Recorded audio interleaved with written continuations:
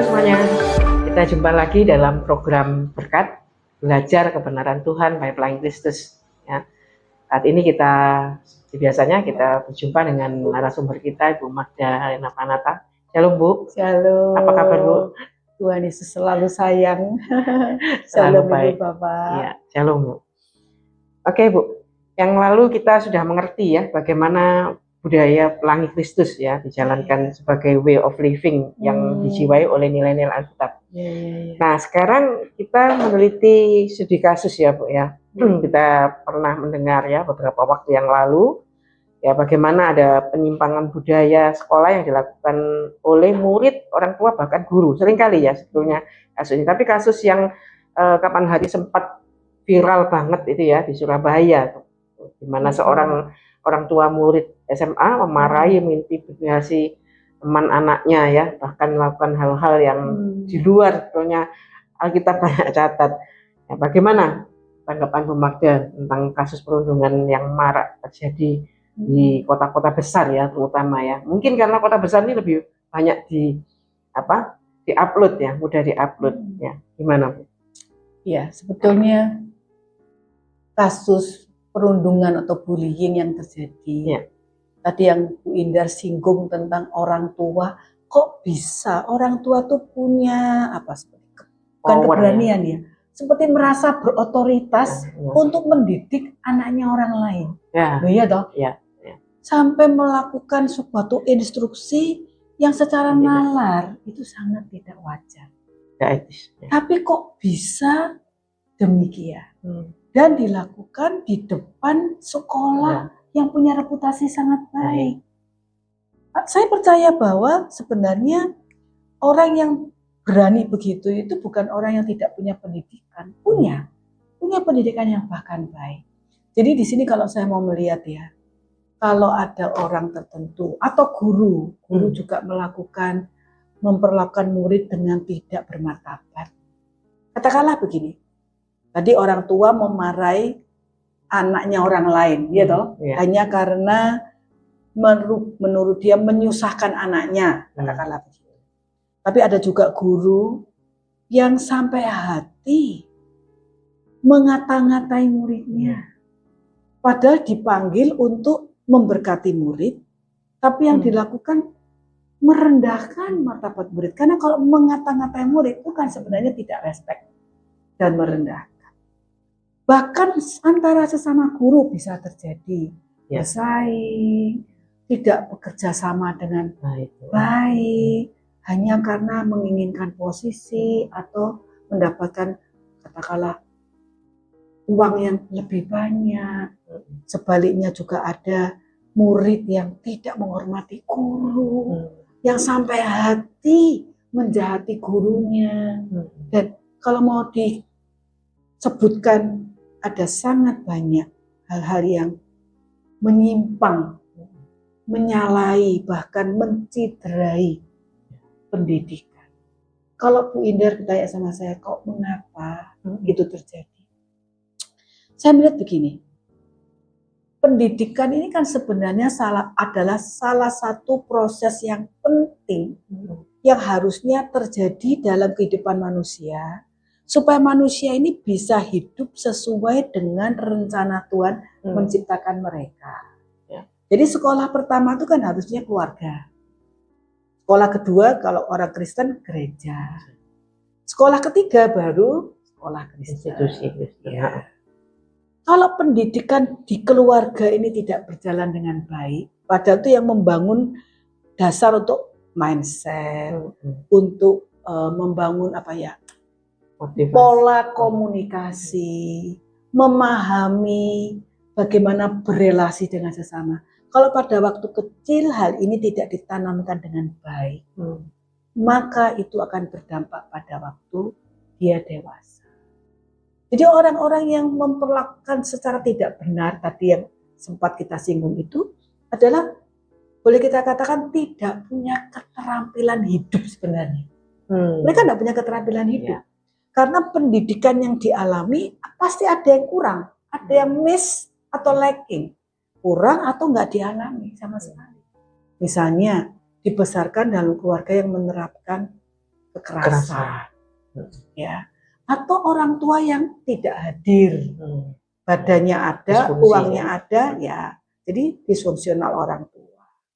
Juga pengaruh teknologi yang menjadi sumber edukasi yang mungkin membawa, atau saya yakin membawa nilai-nilai yang bagi anak-anak itu sangat berbeda dan ada konflik, sehingga boleh dikatakan ada satu terobosan yang sekarang sedang dilakukan secara apa ya, agresif.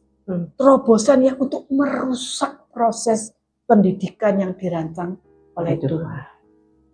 Mulai dari apa? Mulai dari pemaknaan keluarga. Keluarga seharusnya menjadi rumah cinta kasih. Sudah berubah menjadi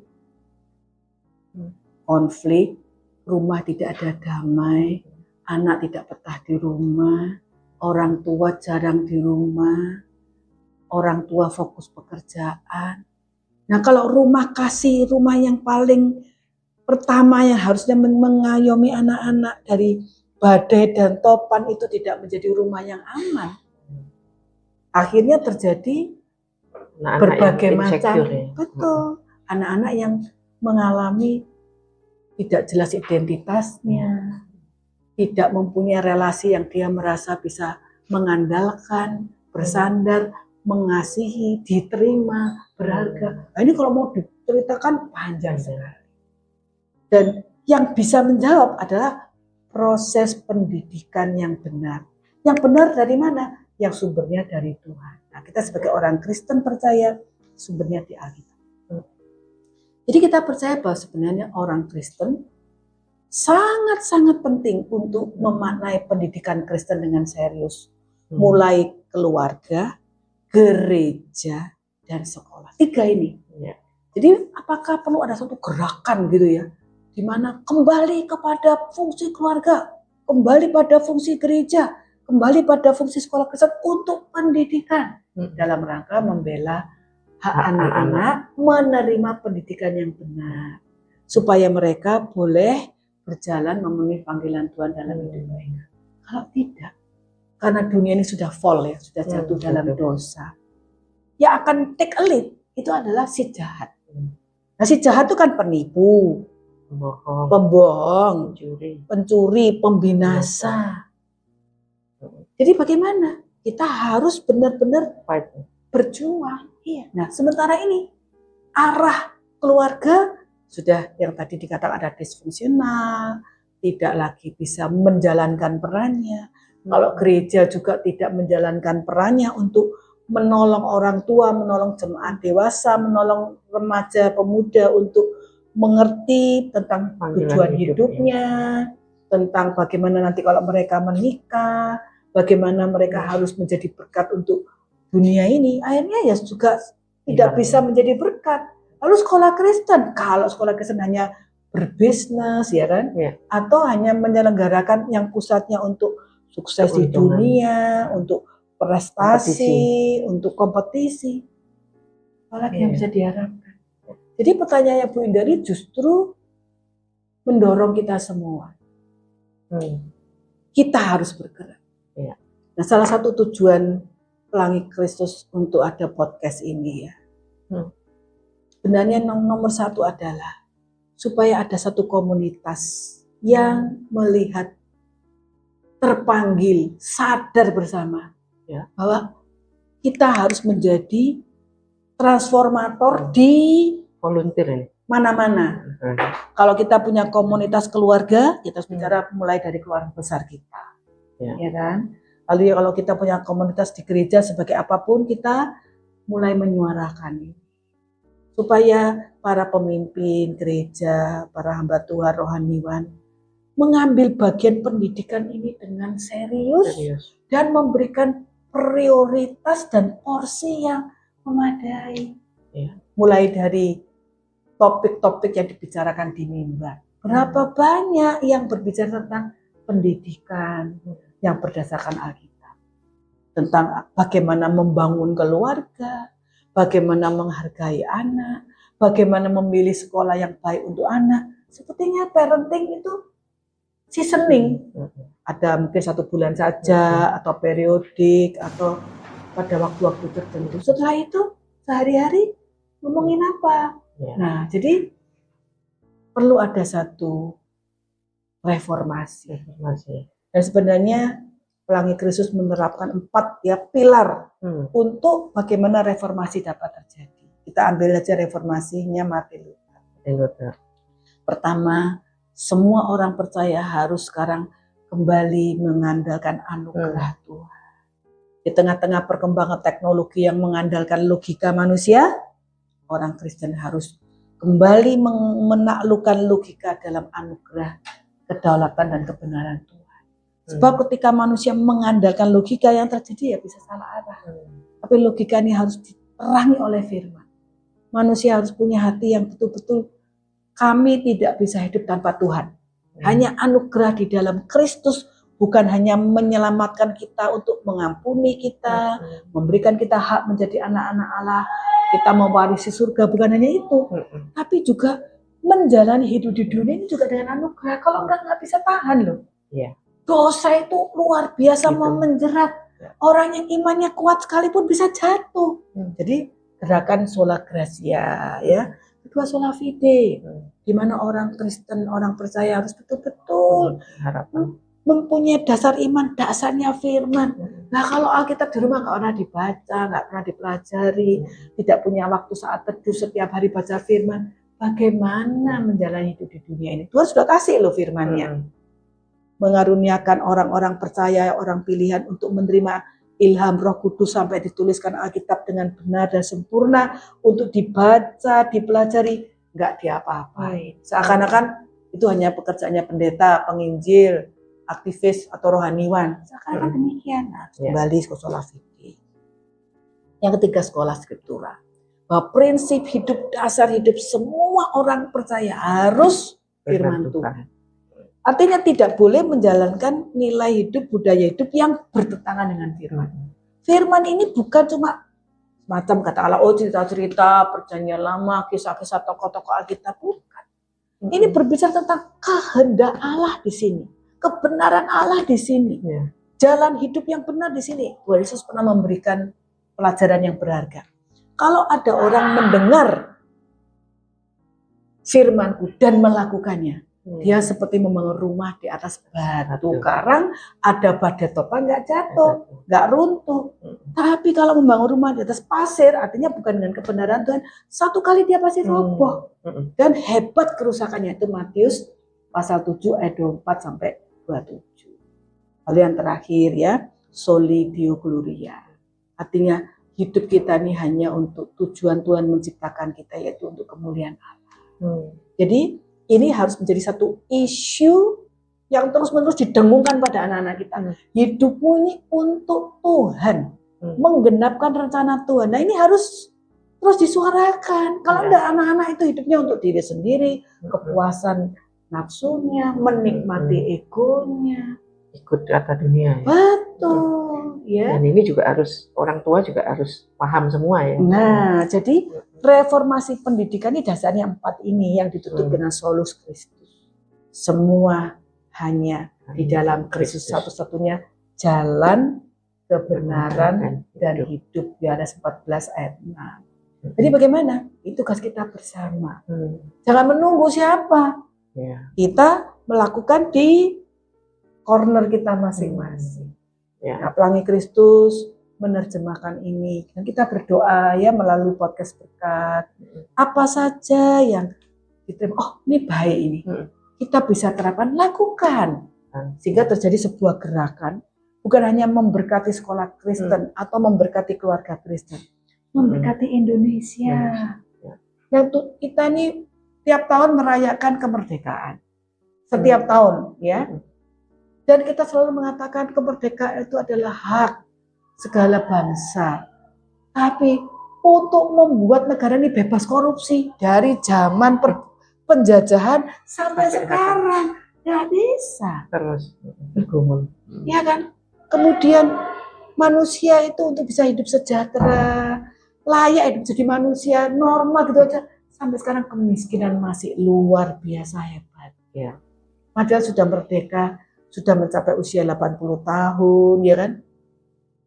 Tapi orang yang hidupnya masih di bawah standar tuh sangat banyak. Ya. Jadi sebagai orang Kristen kita dipanggil memberkati bangsa Indonesia.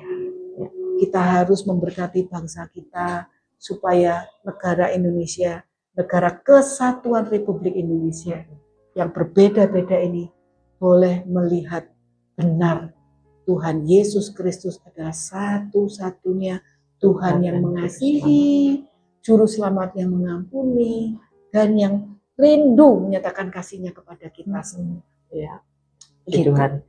Jadi memang itu yang terpenting ya, harus dimunculkan di dalam setiap keluarga Kristen, terutama masuk di dalam dunia pendidikannya. Betul. Ya, jadi tadi perundungan tadi itu yang patut kita sesalkan sebetulnya ya. Dan kalau kita lihat dari keterangan Bu Magda yang lalu tentang bagaimana budaya itu harus dilakukan secara bersinergi ya Bu ya, antara setiap unsur apapun yang di dalam yang melakukan proses pendidikan itu. Jadi ada peneladanan, ada kebiasaan dan lain-lain itu yang harus secara konsisten terus dilakukan. Jadi bagaimana terkait dengan Pelangi Kristus melakukan semua itu? Iya, sebelum saya jawab, Bu Indan mau cerita nggak pengalaman Ibu sebagai orang tua yang anaknya sudah jadi alumni? Bagaimana dengan sekolah di Pelangi Kristus, Ibu melihat ada berkat yang khusus yang Tuhan berikan untuk anak-anaknya Ibu? Ya, sangat sih ya. Di Pelangi Kristus sangat menolong sekali bagaimana anak-anak saya bisa menghadapi dunia yang dalam tanda kutip ya sangat jauh daripada Kristus. Di awalnya memang terutama yang salah satu Erin ya hidup di negara yang berbeda, di mana mereka sangat berkompetisi dan egois banget. Meskipun sesama dari Indonesia begitu ya, tapi keegoisan itu sempat membuat dia siap gitu. Karena teman-teman di Pelangi Kristus sangat tidak melakukan itu gitu ya, sangat melakukan sesuatu hanya untuk kepentingan diri sendiri, itu sangat tidak pernah dia alami.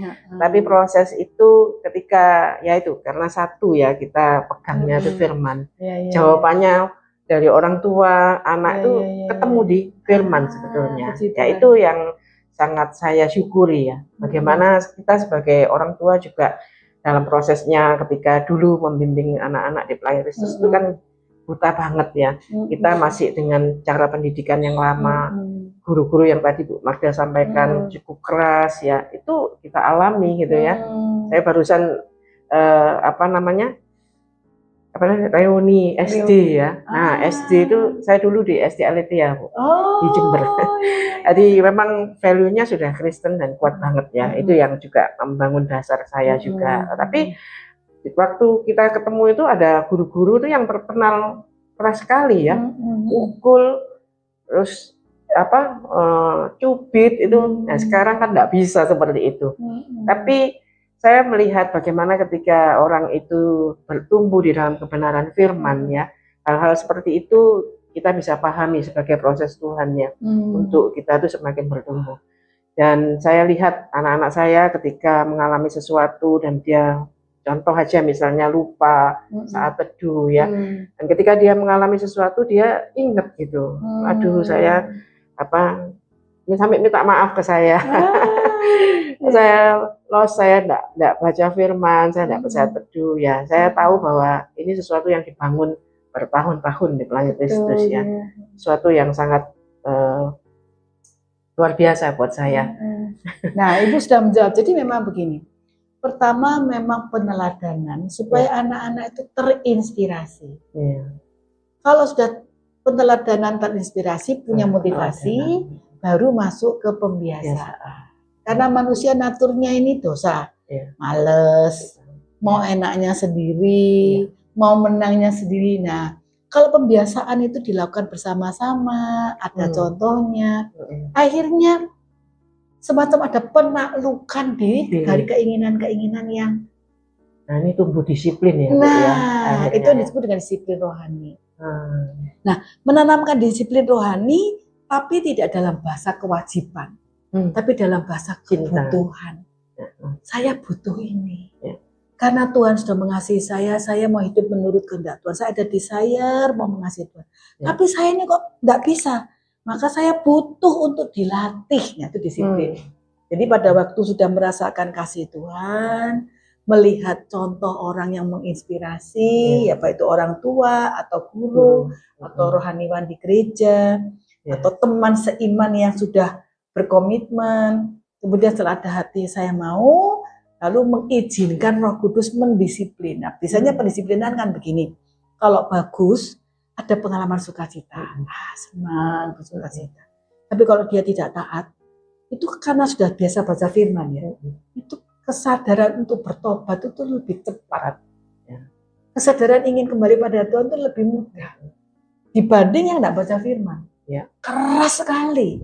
Meskipun tahu salah tuh bisa ngotot gitu ya. Tapi saya boleh mengatakan sebagian besar ya, karena saya belum survei ya. Anak-anak di Pelangi Kristus tuh kalau salah dinasihati itu lebih mudah mengakui, meminta maaf. Ya itu pengalaman anaknya Bu Indar, anak saya juga begitu. Jadi saya percaya itu adalah pekerjaan Roh Kudus. Pekerjaan Roh Kudus. Jadi ada kepekaannya karena hati yang sudah lebih lembut. Nah memang seharusnya itu yang terjadi.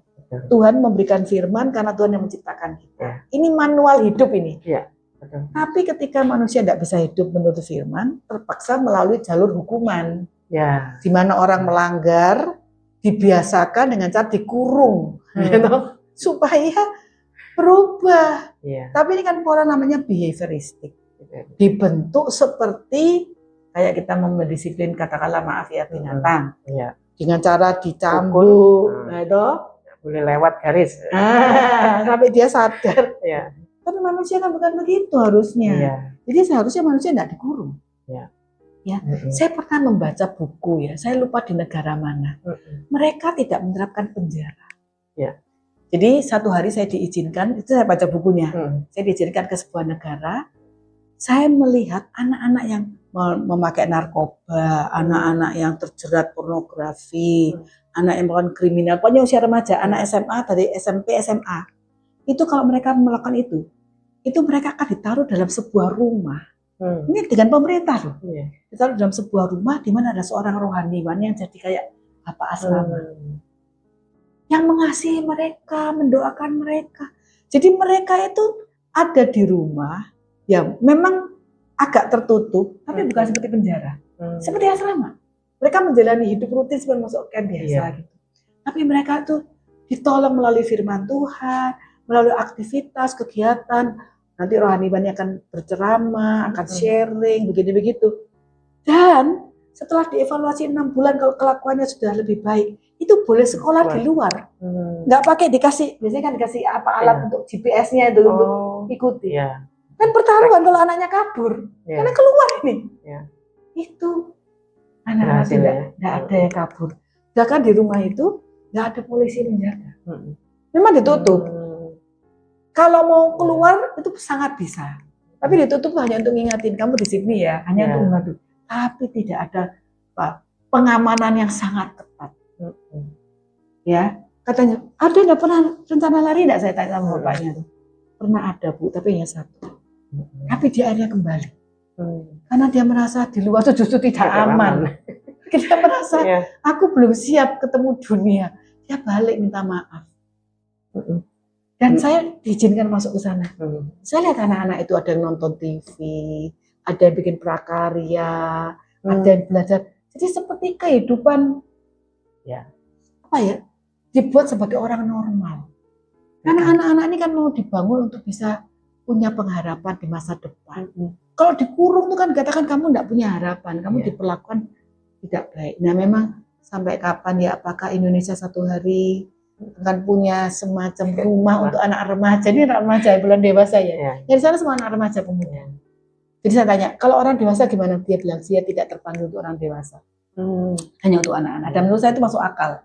Kalau orang dewasa rasanya kok sudah sulit ya.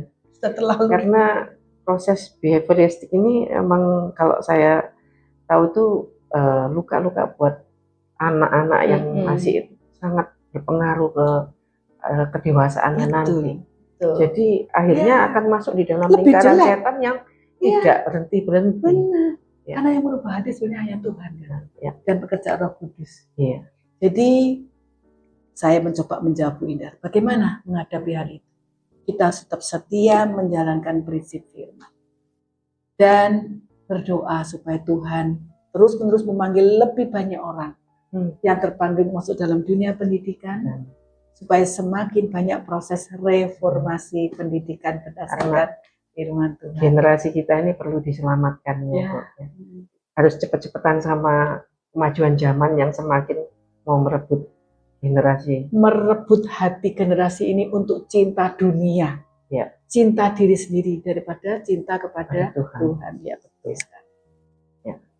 Oke, Bapak Ibu, menumbuhkan budaya sekolah bukanlah tugas yang mudah ya Bu ya. Sejak 1996 keluarga besar Pelangi Kristus dengan disertai Roh Kudus mampu melakukan proses peneladanan tadi ya, pembiasaan dan disiplin secara konsisten. Kalau Anda ingin menjadi bagian dari keluarga besar Pelangi Kristus dengan budaya sekolahnya yang konsisten dilandasi firman Tuhan, kunjungi Instagram kami @pelangikristus dan segera jadwalkan kunjungan ke sekolah kami. Tuhan Yesus berkati. Terima kasih ya Bu Magda. Ya, Tuhan Yesus baik. Keterangan yang luar biasa ya tentang bagaimana kita menyikapi dunia pendidikan akhir-akhir ini. Terima kasih. Sampai jumpa di tema-tema yang lain. Ya, Tuhan terima kasih berkati. Tuhan memberkati.